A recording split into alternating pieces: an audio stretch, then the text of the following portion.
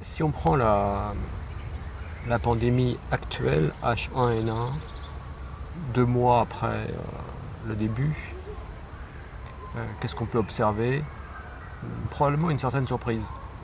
Tout était prêt pour le H5N1. On était quelque part dans les starting blocks. Ça démarre au Mexique, grande surprise, parce qu'en principe ça doit venir de Chine ou de l'Extrême-Orient.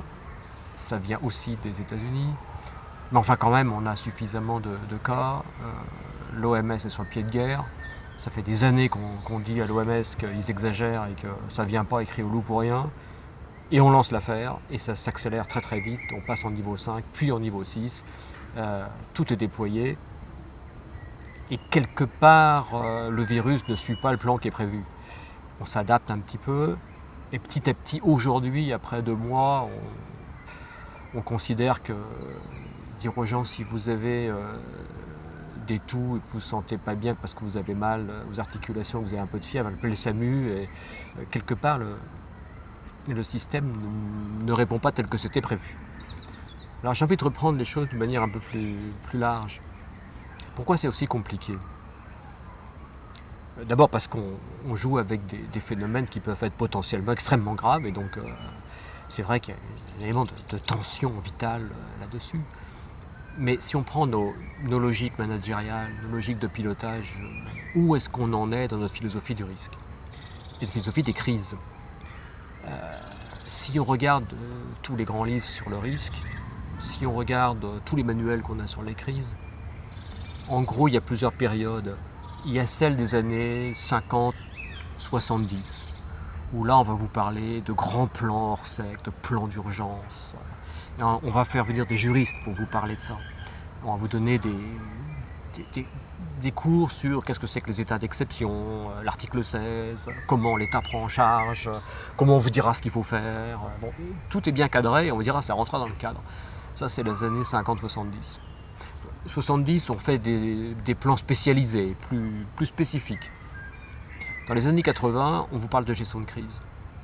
En 85, la floraison 90, l'explosion de la gestion de crise 95-2000. Et on vous dit deux choses. Bon, la hiérarchie classique, oui bien sûr, mais ce qui est important, c'est d'avoir des cellules de crise. Donc c'est la connectivité qui est important, le fait de mettre les gens ensemble et de pouvoir les diriger dans une même direction avec un chef d'orchestre qui fait la coordination. Et deuxièmement, on vous a dit communication de crise, média training, savoir parler à la télévision. Et ça, c'est toutes les années 90 où on dit aux gens faites des salles de crise, mettez du matériel ad hoc là-dedans, préparez les gens à les utiliser et faites du média training. Bien. Le tournant l'an 2000, on s'aperçoit que tout d'un coup, on a changé un peu. C'est pas uniquement ça. Année 2000, c'est l'anthrax, c'est World Trade Center, 11 septembre. C'est toutes ces affaires où on s'aperçoit que, attention, aujourd'hui on joue avec des grands réseaux mondiaux et il y a des paramètres tout à fait nouveaux qui sont dans l'affaire. C'est la globalité. N'importe quel point de la planète peut être touché par un événement important. C'est la vitesse. En quelques heures, le virus passe, c'est le SRAS de Hong Kong à Toronto, en passant éventuellement par les États-Unis si la grille tarifaire fait que les gens passent par les États-Unis. C'est l'ignorance. Et pas seulement l'incertitude. L'incertitude, ça on aime bien, c'est à la marge. Et on demande à l'expert de regarder ce qu'il a à dire sur cet élément d'incertitude. Là, l'ignorance, on ne sait pas. C'est la vache folle, où on ne sait pas s'il y aura 200 victimes ou peut-être 2 millions, comme certains disaient. Et on dit, vous voyez, vous êtes trompés. Il ne fallait pas exagérer. Puis après, c'est la canicule, où on dit, non, il fait chaud l'été. Mais là, on s'est trompé, c'est 20 000 morts. Donc c'est l'inverse de ce qu'on n'avait pas fait sur la... C'est l'hypercomplexité. Alors que jusqu'ici, accident, urgence, crise, c'était quand même bien spécifique. C'est soit un cyclone, soit une inondation, soit un tremblement de terre. Et on ne mélange pas tout. Et là, on tombe sur Katrina, où tout d'un coup, on mélange tout. C'est à la fois le vent, mais ce n'est pas le problème du vent. Ça, c'est finalement pas si grave. Katrina, c'est d'abord une inondation qui détruit 90% des réseaux vitaux de la ville de Nouvelle-Orléans en 3 heures, qui met la situation de confusion absolument incroyable. Et ce n'est pas seulement le problème États-Unis, entre toujours ce qu'on dit entre le fédéral, le local, le national, etc. Oui, certes, mais ce n'est pas que la FEMA non plus, la protection civile américaine, la sécurité civile américaine qui avait été quelque peu démantelée et qui était plus compétente. Oui, certes, mais ce n'est pas seulement ça. Si on avait, nous aussi en Europe, 50% de la superficie française qui est détruite, ou de la superficie de la Grande-Bretagne, ce qui était le cas de Katrina, on ne serait pas meilleur pour mettre en place une réponse européenne. Hyper complexité. Ça joue sur tous les tableaux à la fois, et pas sur un tableau spécifique. Et autre élément qu'on a vu dans ces années 2000, 2001, 2003, 2004, 2005 avec Katrina, c'est l'impensable, l'inconcevable. C'est pas possible. Ces tours à New York qui étaient les plus solides des États-Unis, enfin les plus sûrs des États-Unis, tout d'un coup tombent, et ça c'était pas du tout dans les esprits. C'est l'anthrax où c'est pas la lettre qui pose problème, c'est la lettre passant dans les systèmes de tri postaux qui pose problème, et tout d'un coup c'est le cri du cœur. Leur arme, c'est mon système. Donc c'est pas la lettre qui est en cause, c'est le système qui génère un problème globalement beaucoup plus important. Donc cet caractère d'impensable, pas en soi, on peut le penser, Hollywood l'avait pensé, les problèmes des tours, mais impensable dans le système acquis qui est en gros le jardin à la française, le jardin de Versailles, dans lequel il y a chaque petit jardinet qui a ses lois, ses règles, ses spécialistes, et puis ses éléments d'urgence, de gestion de crise, ça marche bien. Et là tout d'un coup c'est tous azimuts, et c'est l'événement qui se diffracte de manière générale. Et ça, c'est très très loin de nos univers. Alors le problème qui se pose, et on l'a vu venir avec la crise financière, ou les problèmes de pandémie, c'est les années plutôt, je dirais à ce moment-là, 2008 et suivantes, c'est que c'est plus l'événement qui est au cœur des affaires.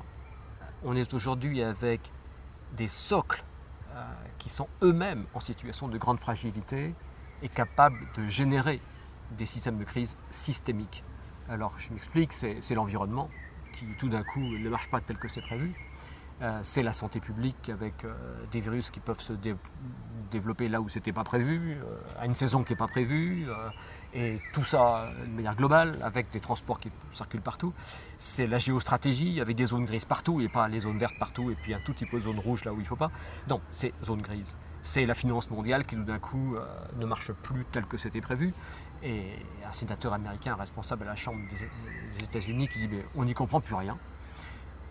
Mais c'est la globalité, comme si la globalité était, pour prendre une image physique, un système de surfusion. Et un tout petit ébranlement, quelque part, mais totalement anecdotique, peut avoir raison du système qui peut générer des phénomènes de crise. Et donc on a aujourd'hui à la fois ces grands événements bien spécifiques qu'on avait évidemment dans les années 50 et qu'on a toujours.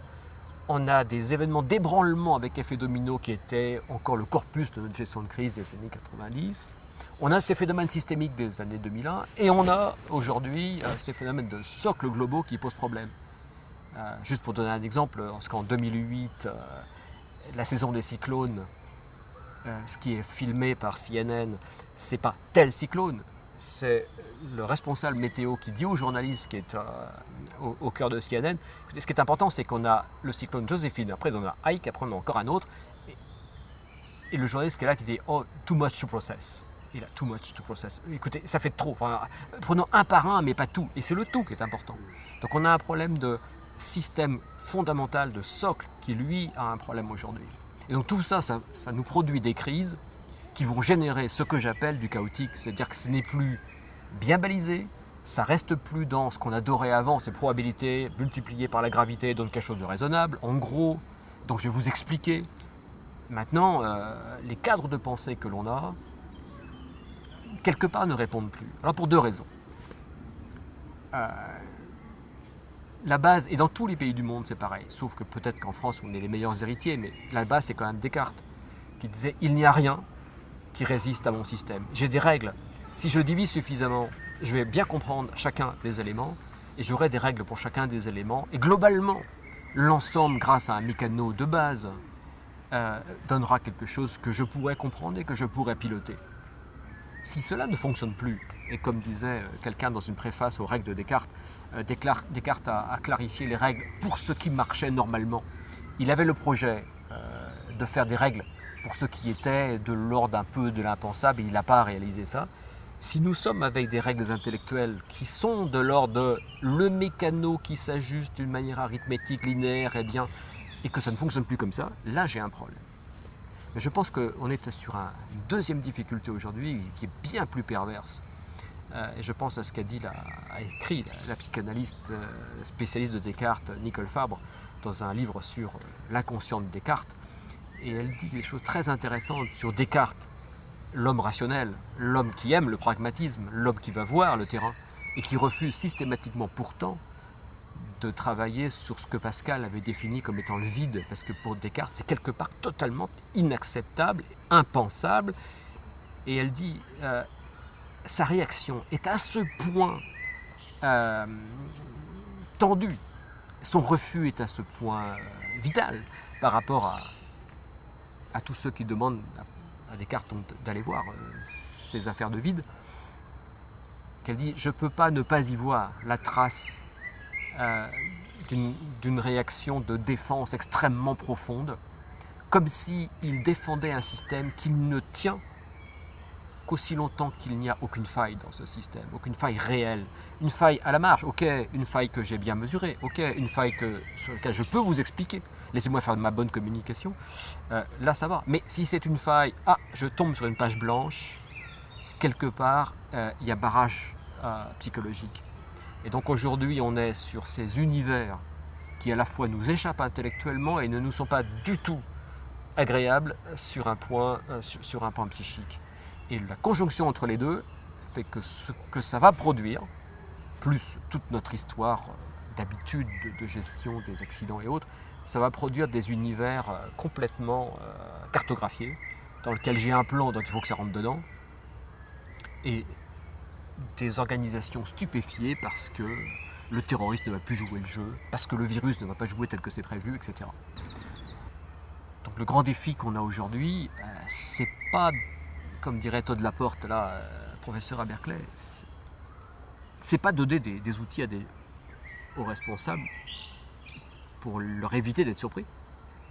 C'est les entraîner à être surpris et à travailler dans un milieu extrêmement fluide, volatile, extrêmement surprenant, où le point clé, ça ne va pas être d'appliquer tout de suite la boîte à outils, ce sera de rédiger à chaque fois une nouvelle page blanche et de le faire avec d'autres, dans une logique où ça ne descend pas c'est pas en top-down, c'est ce qu'on a vu dans tous ces grands événements du 11 septembre à Katrina.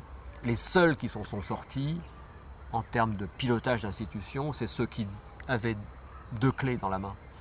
Un, une capacité d'intelligence et de leadership, c'est-à-dire je vois où je vais, j'incarne quelque chose, je trace des sillons et des voies, je place des jalons, je travaille sur la cohésion, j'injecte de la confiance, et qui, en même temps, avaient une capacité justement de confiance vis-à-vis de leur équipe, et c'était tout un groupe humain qui travaillait, ce qu'ils appellent aux États-Unis l'empowerment, et j'ai vu beaucoup aussi bien dans une banque que sur l'aéroport de la Nouvelle-Orléans, des institutions qui ont remarquablement bien géré l'affaire, et qui ont sauvé pour l'aéroport de la Nouvelle-Orléans 30 000 personnes. C'est cette capacité à faire confiance à leur équipe, y compris les familles des équipes, donc ça allait vraiment très très loin. C'est cette patte de la confiance qui permettait de traverser une situation extrêmement difficile. En appliquant d'ailleurs la même technique que le cyclone prend son énergie du système qu'il survole, et là ils prennent leur capacité d'intervention sur l'énergie de toutes les personnes qui participent au système. Alors c'est extrêmement loin de nos habitudes de penser, donc il y a un chef quelque part qui a le bon plan, qui l'applique, et comme il a fait beaucoup de média training, il sait vous l'expliquer à la télévision, et si vous êtes un bon auditeur, vous avez enfin compris. Là c'est un basculement beaucoup plus fort, c'est nous allons réécrire ensemble une page blanche, j'ai une boîte à outils qui peut servir, mais l'essentiel ça va être réécrire quelque chose pour lequel nous n'avons pas de script. Et c'est ça un peu pour moi les univers dans lesquels il faut s'apprivoiser soi-même, comprendre avec d'autres, expérimenter pour être capable de les affronter. Ce qui est à 1000 lieues de nos exercices habituels, l'exercice où on a préparé pour bien voir si les institutions, les organisations sont capables de réagir tel que c'est prévu. Le débriefing, après, essaie de clarifier l'écart entre ce qu'on a fait et ce qu'on aurait dû faire. Ici, il s'agit d'entraîner des équipes, d'entraîner des populations. On n'a pas encore le schéma, mais c'est ça. À inventer ensemble, en situation suffisamment nouvelle pour que personne n'ait à l'avance les solutions. Bon, voilà, quelques mots sur comment on peut cerner ces enjeux du chaotique aujourd'hui, très modestement, parce qu'il s'agit de tout inventer. Mais clairement, on est dans ce milieu-là. Et on le voit bien avec l'actualité immédiate, là, avec le H1N1, qui ne répond pas aux normes. Alors on pourrait se dire, finalement, c'est pas grave, donc ça va bien. Mais on a l'impression que le virus est capable, quand même, s'il n'est pas capable de destruction massive, il est capable de déstructuration massive. Si je mets partout des hôpitaux de campagne pour quelque chose qui ne vaut pas la peine, si j'envahis les hôpitaux, même en faisant de la place, en enlevant les vrais malades et en mettant des gens qui se sentent suffisamment bien pour que le lendemain on les renvoie quand même, et avec des médecins qui s'arrachent les cheveux puisqu'ils ne savent plus que faire, parce que ça ne rentre pas dans les affaires. J'aime bien ce que je viens de lire sur le site canadien de la santé qui dit attendez, peut-être avant d'aller dans les urgences, dans des files d'attente et dans des salles d'attente pendant des heures attraper quelque chose, peut-être réfléchir un petit peu et regarder. Si vous avez un peu mal à la gorge, vous n'avez pas de fièvre, etc., vous avez peut-être un rhume, donc ce n'est pas la peine d'appeler l'hélicoptère tout de suite. Si vous êtes population extrêmement fragile et que vous avez un 38 de fièvre, etc., allez voir votre médecin dans la journée. Si vous avez vraiment cela, à ce moment-là, vous pouvez aller à l'hôpital. Enfin, on met tout de suite les gens en situation de responsabilité, d'intelligence, mais ça suppose par derrière, c'est extrêmement simple, ce que vous trouvez sur le site canadien, mais ça suppose par derrière une logique de confiance, une logique d'intelligence distribuée, qui n'est pas facile sur un système qui serait organisé autour de « laissez-moi vous dire » ce qu'il veut faire. De toute façon, moi j'ai tout sous contrôle parce que je suis l'État, parce que si jamais je n'ai plus sous contrôle, à ce moment-là, c'est un peu la paralysie et une très très grosse inquiétude, à commencer par ceux qui pensent qu'ils ont tout sous contrôle. Et là, on a quelque chose où on est pris à revers parce que le chaotique ne joue pas les mêmes règles. Et comme d'habitude, la clé c'est de ne pas être en retard d'une guerre. Si les conditions ont changé, ne soyons pas en retard sur ces conditions. La plus grande chose qui m'avait intéressé, c'est quand j'étais en école préparatoire, en prépa, il y avait Marius Constant qui était venu avec son orchestre et il faisait dans la provision musicale. Et il nous avait dit, attendez, je vais d'abord vous jouer du Bach et du Mozart, comme ça vous verrez qu'on n'est pas, on ne fait pas de l'improvisation parce qu'on ne sait rien faire. Donc, bon, maintenant vous avez entendu, on sait jouer du Bach et du Mozart. Alors maintenant nous allons essayer l'improvisation. Mais je vous préviens, c'est de l'improvisation, donc je ne sais pas à l'avance si ce sera réussi. Nous allons nous jeter. Et j'ai trouvé que c'était extraordinaire d'avoir des gens de cette qualité qui osaient aller sur la tranche de la partition. C'était pas écrit. Et ils s'écoutaient. Et pour ça, il faut s'écouter beaucoup. Parce que autrement, et j'avais trouvé ça vraiment fabuleux. Et si je saute complètement, j'introduis souvent mes cours maintenant par mes interventions, mes conférences, par 2 flashs vidéo. Il y a celui de Patrick Chauvel, qui est un documentariste de guerre, et qui nous raconte, qui échange, qui partage son expérience sur des terrains durs, Afghanistan, Irak, etc. Et il dit, moi je reconnais un mauvais journaliste d'un bon journaliste, parce qu'il parle de ses confrères. Le mauvais journaliste, c'est celui qui a réponse à tout avant même d'arriver. Le bon journaliste, c'est celui qui dit, écoutez, j'en sais rien, mais enfin bon, en fait, il sait beaucoup de choses, il va pouvoir partager un peu. Et il me dit, c'était comme le jeune diplômé là, que j'ai reçu l'autre jour, il me demande est-ce que la route est minée? Je dis, j'en sais rien. Comment ça, tu sais pas? T'as pas le plan? Ben non, j'ai pas le plan. Mais comment je peux savoir alors? Il dit, tu y vas. Alors, il y va, et il se retourne 150 mètres après, et il voit Patrick Chauvel qui était comme ça. Et il rentre en courant. Il dit, finalement, elle n'était pas minée. Patrick Chauvel dit, j'en sais rien, t'es pas allé assez loin. Et Patrick Chauvel dit, oui, finalement, la question n'est pas bête. Tu veux savoir, t'y vas, quoi. Voilà. C'est pas écrit. Et l'autre, il débarque de Paris, là, et il faut qu'on lui donne la carte, quoi, le GPS et tout le truc, quoi. Et après ça, je passe sur la canicule, un des experts qui dit à la télé, enfin c'était sur une des grandes émissions, attendez, si vous n'avez pas un plan totalement ficelé avant, mais vous êtes foutu. L'écart entre les deux est vraiment énorme, quoi.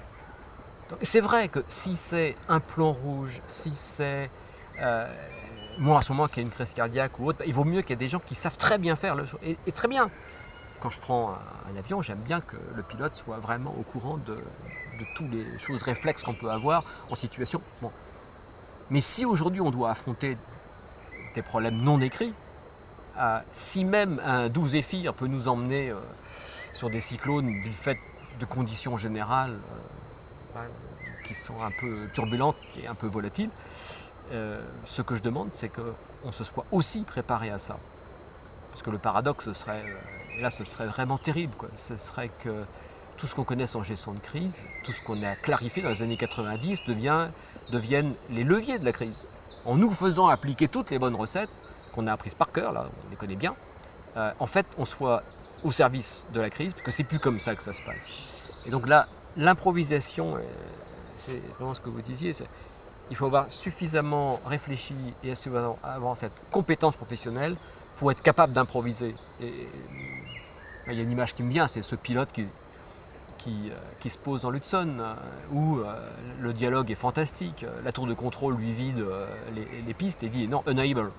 Un mot simple, et dit je fais ça. On vous vide une autre piste, non, je vais dans l'Hudson. Ça se fait en 3 mots. C'est la simplicité du génie, c'est-à-dire qu'il a suffisamment travaillé toute sa vie, il a suffisamment intégré des problèmes de non-script, qu'il est capable d'improviser et d'appliquer tous les outils qu'il connaît sur une situation qui n'est vraiment pas quelque chose de donné. Alors, ça n'écarte rien, il faut avoir toutes les compétences précédentes, mais ne pas être paralysé dès l'instant où on dit on va jouer à autre chose. Et c'est ça la clé aujourd'hui, je pense. Alors comment on réagit ? Pour le moment, c'est très dur. C'est-à-dire que dès l'instant où on rentre dans une assemblée et où une question est posée en dehors de ce qui est prévu par l'organisation, c'est un peu l'inquiétude ou même quelquefois la terreur et la paralysie, quoi. Attendez, mais on avait tout prévu, on avait le script de la journée jusqu'au bout, chacun avait ses 30 PowerPoint à donner. Maintenant, vous nous parlez de quelque chose qui ne rentrerait pas dans mes PowerPoint. Non, c'est pas possible. Écoutez, on fait la vraie conférence et puis pour les vraies questions, on verra après. Et ça me rappelle beaucoup toutes les premières conférences qu'on avait sur la pandémie, où chacun arrivait avec son plan, ne discutait pas tellement d'ailleurs entre eux, et il n'y avait aucune question qui se posait. Et quand vous entendez ça, vous dites la pandémie a gagné, quoi, parce que si c'est ça. Alors depuis, ça a évolué. Et ce que je disais, c'est que aujourd'hui, avec les plans que l'on a, souvent il faudrait les agrafer, mettre dessus annexe. Et par-dessus, une feuille qui serait blanche, sur le mode maintenant réfléchissez. Quoi qu'il arrive, ça peut être beaucoup plus grave que vous pensez, beaucoup moins grave que ce que vous pensez, ou tout à fait différent. Prenez une pandémie aujourd'hui, mais qui se percuterait avec une crise économique majeure et une crise sociale majeure. Ça donnerait quoi ? Personne n'a la carte. Et si on n'a pas la carte, il faut être capable de réfléchir. Alors il y a des outils, c'est ce qu'on a développé, notamment chez EDF depuis 2 ans, ce qu'on a appelé les forces de réflexion rapide. La capacité à réunir un groupe hybride de gens de cultures différentes, rompus, habitués à travailler sur des hypothèses complètement chamboulées, et qui vont travailler en temps réel, il ne s'agit pas de faire une thèse pour les 15 ans qui viennent, en temps réel, en appui aux cellules de crise, aux dirigeants, à tout le monde, sur 4 questions. De quoi s'agit-il ? Parce que souvent on se trompe de sujet au départ. Deuxième question, c'est avec qui on va travailler ? Troisième, que je mettrais même en deuxième, quels sont les pièges ? Parce que souvent dans ces affaires-là, on rentre dans le piège avant même d'avoir commencé. Et souvent d'ailleurs parce qu'on se trompe de sujet. Et la 4e question, c'est si vous avez une idée, merci. Et vite. Alors j'insiste sur 2 points. Les pièges. Quand l'amiral Tadalen sur Katrina arrive 10 jours après, la première chose qu'il comprend, c'est que personne n'a rien compris. De quoi s'agit-il ? Tout le monde est sur un cyclone. Donc on applique le plan Miami. C'est-à-dire qu'on enlève les gens et ils reviennent au bout de 3 jours. Et à Miami, il n'y a pas de problème. Et là, tout d'un coup, on ne peut pas enlever les gens qui restent.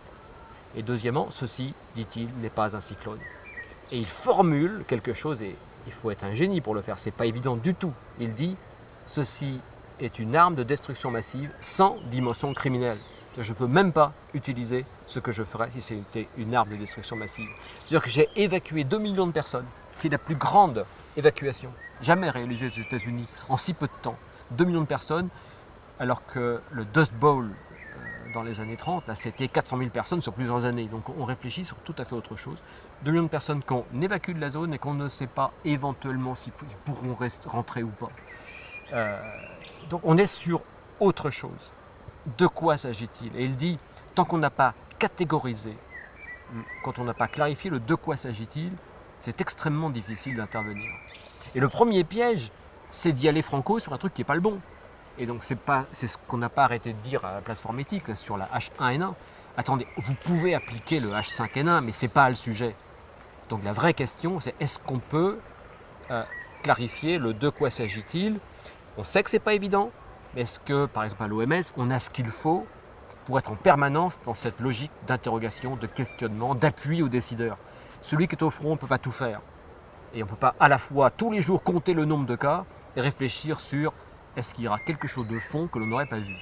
Alors ça se fait un peu, mais ce qui est important, c'est d'avoir mis en place des outils institutionnels qui permettent de le faire en temps réel, avec le maximum de compétences qui dépassent la simple mise en œuvre de statistiques, par exemple. C'est quelque chose de plus au fond. Donc, piège vraiment là-dessus, ne pas se tromper de sujet. Et sur est-ce que vous avez une ou deux initiatives, ça va souvent être ça le sujet. Et ça me rappelle pourquoi j'avais pensé à ça. C'est un habit que l'UNICEF avait envoyé au Burundi après les grandes tueries qui avaient eu lieu dans l'Afrique de l'Est et qui lui avait dit écoutez, faites surtout pas de rapport, parce qu'ici il y en a plein. Dans les armoires, ça ne sert à rien. Donc trouvez-moi une idée. Et il revient du Burundi en disant vous avez 40% des populations dans les camps et on ne sait plus comment gérer. Les hommes qui sont dans les camps et sur lesquels vous comptez pour mettre en place vos stratégies, eux sont complètement effacés, ils sont en post-traumatique profond. Donc il n'y a plus qu'une population à laquelle il faut vous adresser, c'est les femmes qui ont reconstitué des logiques sociales et des réseaux sociaux entre elles parce qu'elles donnent à manger à leurs enfants et doivent les nourrir, leur donner à boire, etc. Mais dépêchez-vous, dans 3 semaines, ces réseaux-là, je ne suis pas sûr que vous puissiez encore les utiliser. C'était quelque chose de beaucoup plus pertinent que laissez-moi faire une vaste fresque de ce que c'est qu'une population africaine en situation difficile et le tout avec des références dans tous les coins. C'est très précis, c'est quelque chose qu'on peut... Bon. Et en ayant des démarches de ce genre, on arrive quelque part à dialoguer avec le chaotique. Je ne vais pas le mettre sous la coupe, mais je peux traverser la difficulté, je ne vais pas la gérer au sens... ça y est, j'ai bien mis en place mon patchwork. C'est vraiment, je vais pouvoir naviguer avec ces vagues scélérates de tous les côtés, et c'est ça qu'il faut apprendre à faire. Il y a des démarches, et c'est important de pratiquer ces démarches pour que quand on se sent confronté à cette page blanche, qui provoque évidemment un deuil par rapport à quand ça marchait si bien, eh bien on ne soit pas immédiatement démonté. Comme dit Patrick Chauvel, où j'ai été supprimé une demi-seconde, et après je reprends en main les affaires. Donc il faut s'astreindre à travailler là-dessus. Et moi, quand je fais des entraînements de dirigeants, de futurs dirigeants, aux citoyens qui vont être confrontés à des choses un peu compliquées, c'est toujours les mettre du côté des questions que poserait la crise et non pas du côté de la boîte à outils. Si on l'a, tant mieux, mais c'est qu'un appui technique particulier. Le vrai problème, c'est que je ne me laisse pas démolir par le fait que la crise m'a enlevé mon script. Et c'est là-dessus qu'il faut travailler. J'ai à l'esprit ce que les Américains avaient fait avant d'attaquer l'Irak. Ils avaient demandé à un ancien officier supérieur, je crois que c'était un amiral, de venir jouer le rôle de Saddam Hussein. Et il n'a pas joué le jeu. Il a attaqué les bateaux américains avant qu'on ait sifflé le coup de départ. Donc il a descendu 18 bateaux américains. Il a dit ça c'est pas possible, donc on va remettre les bateaux américains à flot et vous attaquez uniquement lorsque nous on dit côté américain. Et à ce moment-là, ils ont lancé le jeu, mais l'amiral il a utilisé que des moyens basiques de communication. Il dit vous n'avez pas le droit d'utiliser le téléphone arabe, vous devez utiliser tout ce qu'on est capable de tracer par la NSA, nos satellites, etc. Et donc les téléphones portables, ça, vous êtes obligé. Je ne joue pas ce jeu-là, tant qu'on a arrêté l'exercice. Mais est-ce que je peux me mettre un peu du côté de phénomènes, de dynamiques qui ne sont pas dans un ordre de Lego, de mécano bien habituel, quoi.